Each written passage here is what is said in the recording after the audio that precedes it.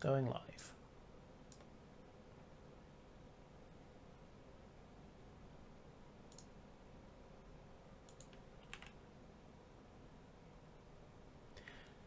Ladies and gentlemen, I am Yuzril, the Gamers World of Warships. It is just after 7 o'clock Greenwich Mean Time on Monday the 20th of November 2017. Welcome, welcome one and all to the latest edition of Shipstream.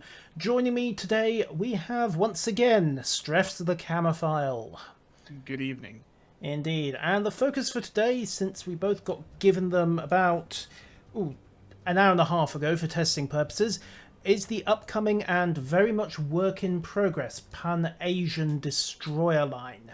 This is an interesting line, and there's one thing we need to get out of the way right now, because I don't want to have this comment section bombed to oblivion in YouTube tomorrow morning. You'll notice that this ship is flying the Republic of China flag. If I flick over to a couple of others, we have the People's Republic of China flag. This is already getting changed. I can tell you now, Wargaming got rather badly review bombed on Steam because I believe one of their customer support people was foolish enough to refer to Taiwan as an independent nation, and that is one of the things that really gets the Chinese backs up. So one Steam review bombing later, Wargaming have decided that in the interest of not pissing off one of their bigger markets, this Pan Asian faction is going to get its own naval ensign, and they're going to take all the national ensigns off. Although I believe there was a suggestion that you might be able to put custom naval ensigns and essentially pick your faction, regardless of what ship and nationality you originally served under. So that's an interesting compromise, to say the least. I don't know what you'd heard on that, Strefs. I was wondering why they were removing the flags, but I guess that's the answer. Yeah. I wasn't aware of what had happened. That's the version I heard, at least. As I say, the Chinese...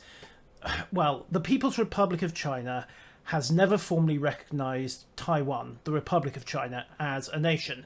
As far as they're concerned, it's just this island that won't take orders from Beijing, and they're Chinese, really.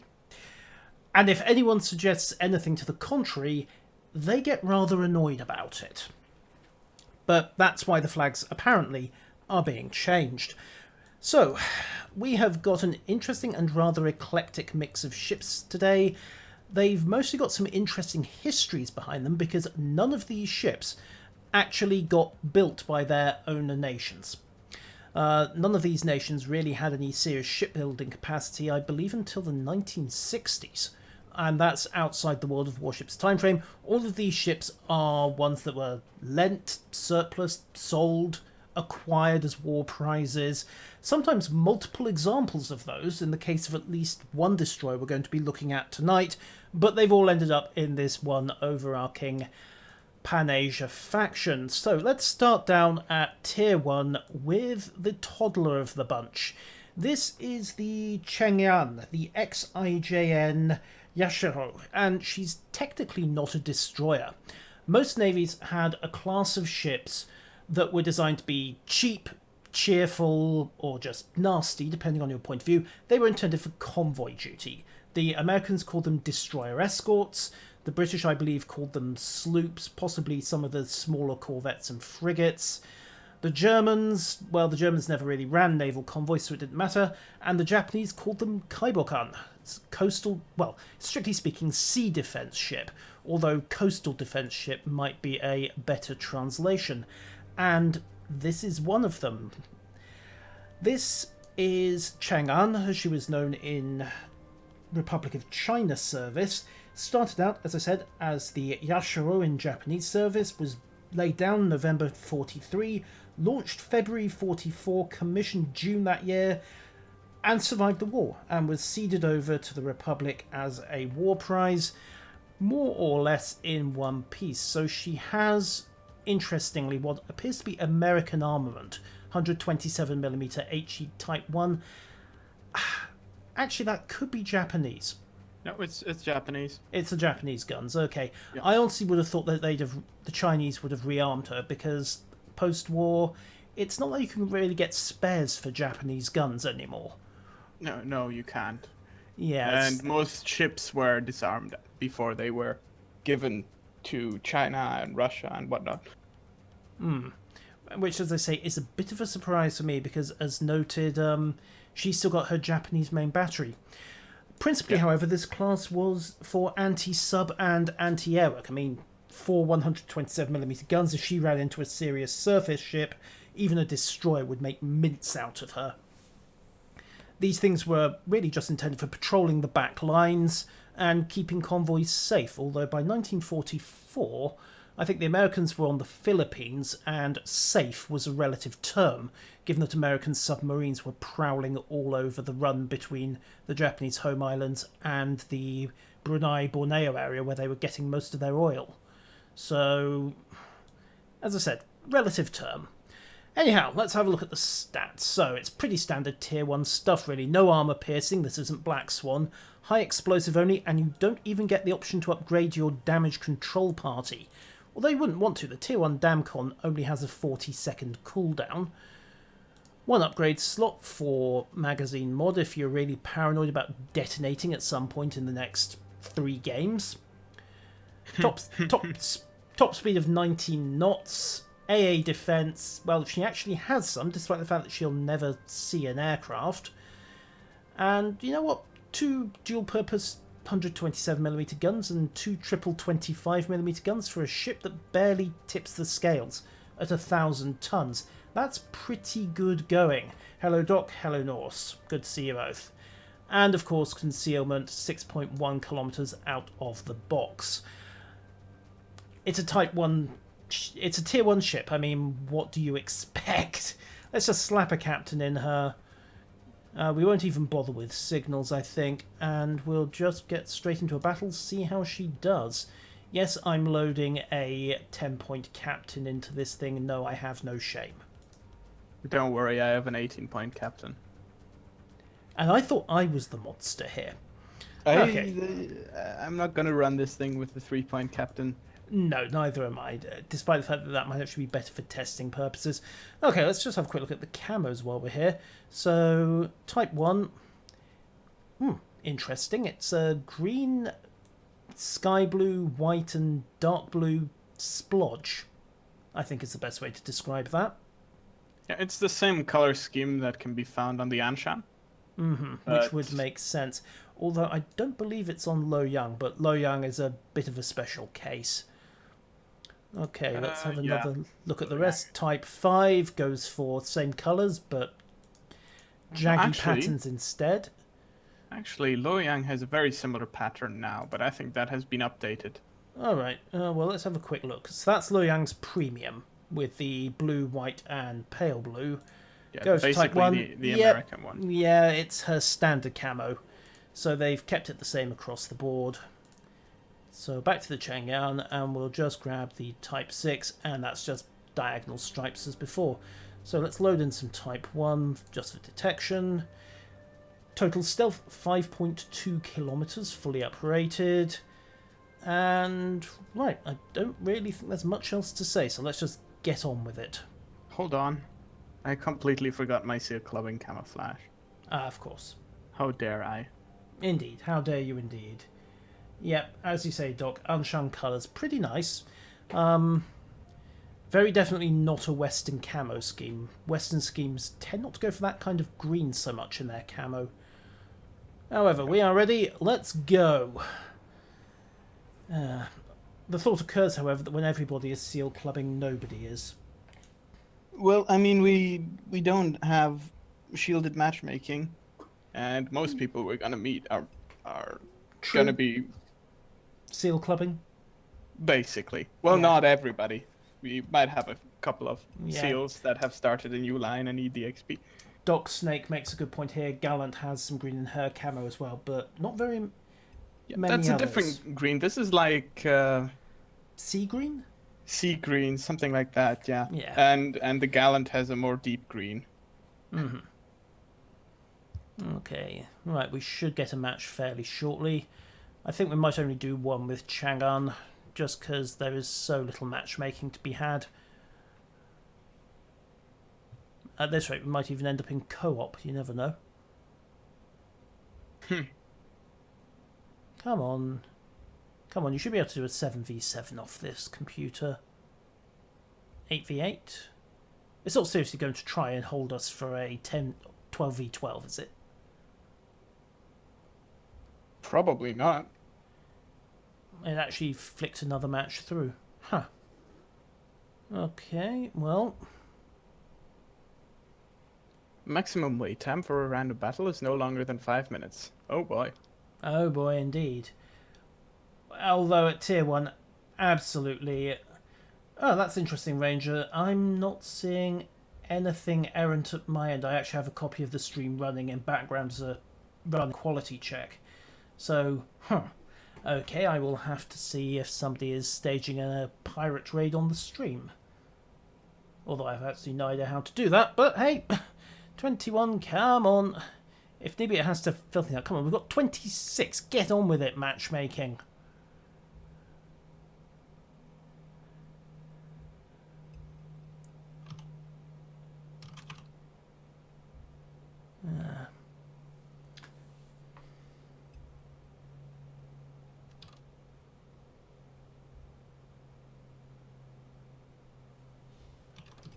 Right. Why are we waiting? Well, there's 26 ships in the queue now. 27. So... Ah, there we go. It finally got us in. Okay. Not enough vodka. Try again later. Well, somebody must have just tipped a bottle into the server, because there we go. That's a lot of I black swans. think people might possibly be levelling their British ships. What makes you think that? Yes. Which means we're going to have potentially all the citadels. Oh, the ship is adorable. Look at how small it is. Yep. She is small, she is cute, and she is definitely not for lewd, no matter what you might be thinking.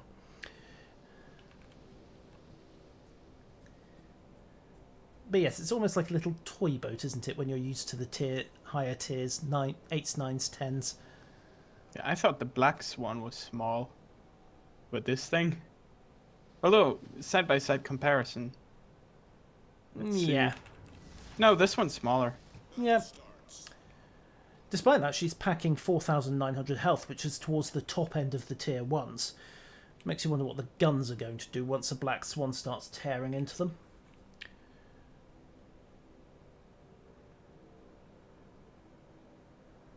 Okay, just following you for the moment.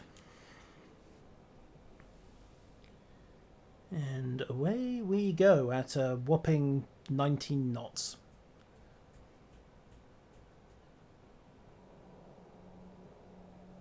Can you imagine trying to use tier 10 ships on this map? Yes. Yes. I think we did it once, but it didn't go that well. Let me guess. Yamato just sat in one corner and just blam. Blam. No, there wasn't any Yamatos. There were only Shimakazes. Oh, well, that's not quite as much fun. Hello, Peppino. Good to see you. There's Right. some 12v12 flint action on this map, which arguably went a little better than the Shimakazes. Daka for the Daka god. Oh yes, and smoke everywhere. Well, yes. Okay, we have a Hashidate. Interesting point is that the Republic of China did pick up a couple of Hashidate class gunboats as well. So you can argue that Wargaming could have actually just used one of those instead, kept it perfectly balanced, but they went for the variety, and why not? Right, first targets. Ballistics. Citadel. Oh.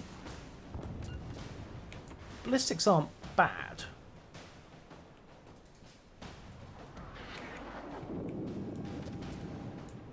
Oh, he has virtually stopped, going centre line.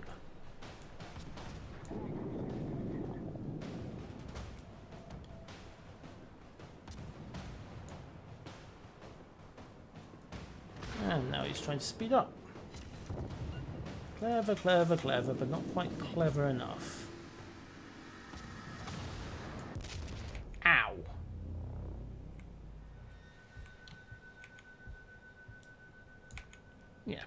There he is again, coming around the island.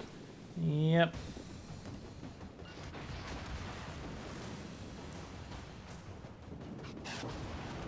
Thinking like mad. Yeah, he's not coming around the island that fast. Yep, he's moving backwards now. Oh, this Orlan is gonna die. Oh goody. Which Orlan? Oh, there are Orlan, of course. Yes. We are somewhat outgunned over here. Yep. That Hashidata is on 128 health. I know, and annoyingly I cannot get shots over the mountain to get at him.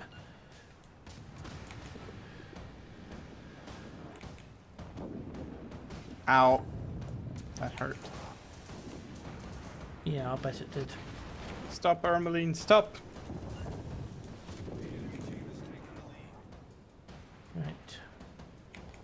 Track away. Just keep hammering that bougainville.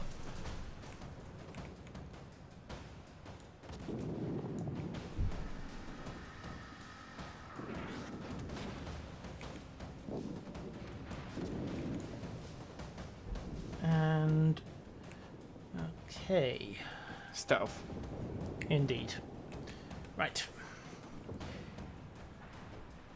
Well, I suppose you could argue that's not a bad exchange of damage. 4,200 done for 2,000 lost. Unfortunately, no kills. We really need Dahlia to poke his or her head out again. Hello, Wraith. Okay, apparently the tier 7 is something special. There, the Hashidata is spotted now. I know. Let's He's see. behind the island, though. Let's see if we can. Yeah, speculative fire. He stopped. We just Gonna lost hit two the of our... island. Yeah, we just lost two of our black swans. And the Hashidate is gone. So, angle away. Start tapping the Orlan. And, oh, looks like that Hermelin has us thoroughly outranged. I should probably have invested in the fire control upgrade instead of just taking a stock boat. That would Well, have it's taken... 8.5, so you wouldn't be able to shoot at anything. Yeah, I'd still anyway. be outranged. Okay, so that's one notable disadvantage that this thing has. Broadside Hameline, here I come. Yay.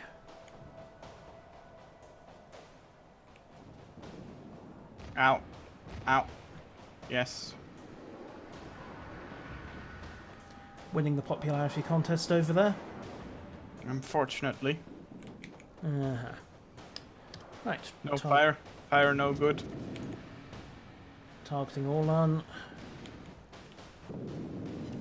There we go. Oh, Cannot- fire you very good cannot when it's on the see me. enemy ship. I am invisible. Lucky you.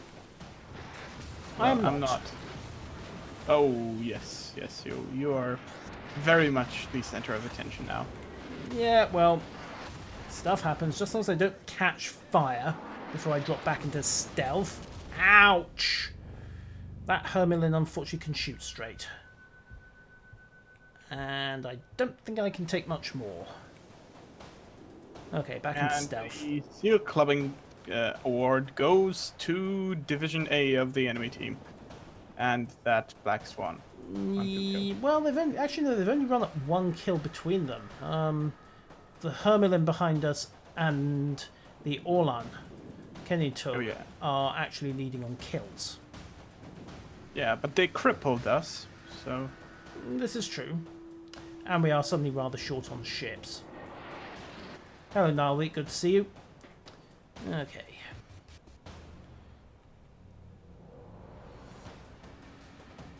Yeah, I mean, not having... The stealth is all well and good, but not having the range is problematic. That Black Swan's hiding behind the island.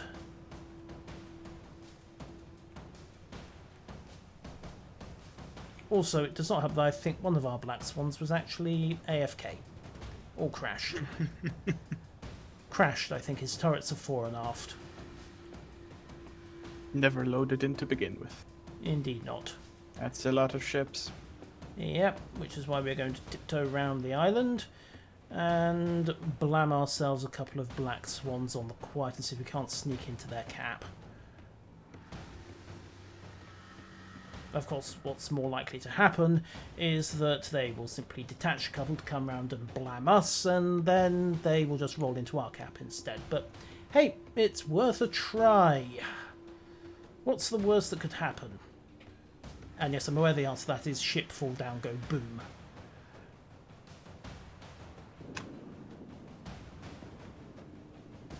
Maybe if we can get to this island in time, which we won't. Well, I won't. I'm probably going to be detected any second now. Any second now. Yeah, I'm just thinking, oh. Oh dear. Okay. Come on, match guns, match guns, match guns. Oh, mutual wipeout. And I citadelled him. Ow. Okay. And then he wrecked you. Not very good at the seal clubbing thing. As the saying goes, when everyone's seal clubbing, then nobody is. And I think that's the cold truth of it. Still, Padre is having his... No, he isn't. Oh, God, don't go broadside. Never mind, he seems to be getting away with it, which is a bit of a surprise.